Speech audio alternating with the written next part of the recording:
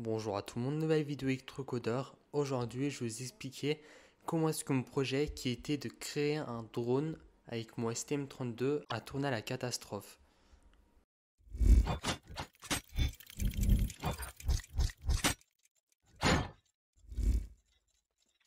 Donc, comme vous le savez, dans ma chaîne, j'ai fait des tutoriels pour utiliser les composants avec la carte Arduino.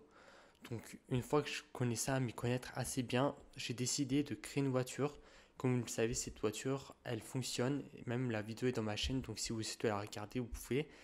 Donc une fois que ma voiture a été créée, je me suis dit pourquoi je ne créerais pas un drone puisque je n'avais jamais créé de drone auparavant et ça aurait été bien d'après avoir créé une voiture de créer un drone.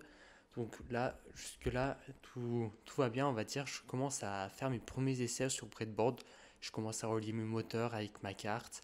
Je fais mes petits essais, je vois que ça commence à fonctionner. Donc ensuite, mes câblages et tout, je vois que avec ma carte Arduino, ça ne fonctionnera pas, j'aurai pas assez de ports, ce sera pas assez puissant, etc.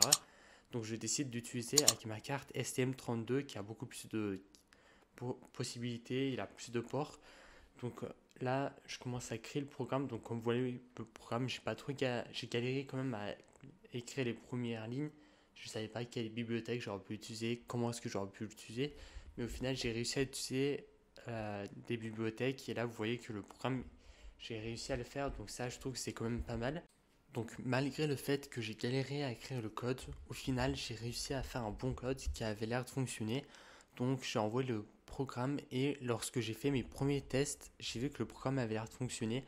Donc bien sûr, le programme n'était pas parfait dès le premier instant, mais j'ai modifié un peu, j'ai fait des petites manipulations et au final le code avait l'air bien. Avec mes joysticks, lorsque je faisais bouger, ça fonctionnait. Donc je me suis dit que je pouvais faire ça dans un PCB pour que ce soit beaucoup plus propre. Donc j'ai commencé à faire mon dessin sur Fritzing. Donc ensuite j'ai imprimé. Et comme vous savez, on peut faire des PCB grâce à des impressions. Donc j'ai commencé à faire tout le procédé.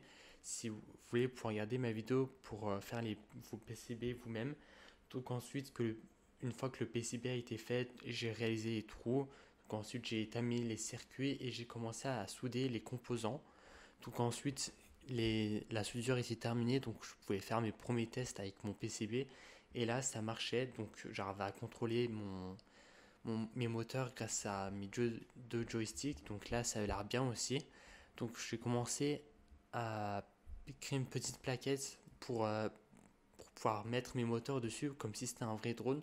Donc j'ai pris un petit plastique, j'ai commencé à connecter mes moteurs. Donc là aussi, ça avait l'air bien. Tout avait l'air de marcher. Et ensuite, je me suis dit qu'il fallait que je passe avec des batteries, puisque le moment où je vais faire voler mon drone en l'air, je n'aurai pas de câble qui sera roulé à mon ordinateur, donc je vais être obligé d'utiliser une batterie.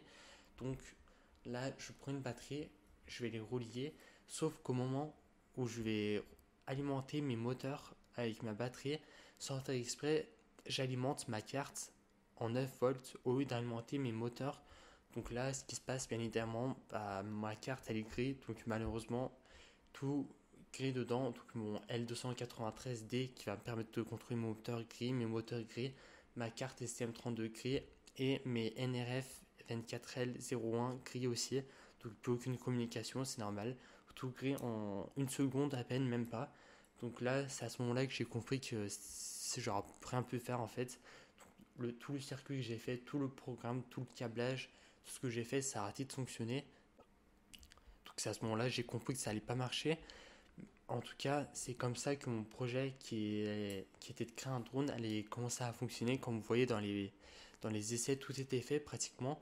Ça allait fonctionner, sauf qu'au dernier instant, pratiquement, j'ai fait une erreur qui a détruit mon drone. Malheureusement, c'est comme ça que ça a touché sa fin, ce projet-là. Mais si vous voulez, vous pouvez aller voir dans mon GitHub où là-bas il y a mon programme, il y a les câblages, il y a le dessin. Donc là-bas, si vous voulez, vous pouvez refaire ce projet vous-même, mais modifier ce projet si vous voulez, reliser le programme, vous pouvez apprendre de nouvelles choses. En tout cas, faites autre chose, mais ce projet-là, il peut peut-être vous être utile. Regardez même le programme où là-bas il y a des librairies que vous ne savez peut-être pas utiliser. En tout cas, j'espère que la vidéo vous a plu. Si c'est le cas, alors vous pouvez vous abonner, liker, partager et commenter. C'était Electrocodeur.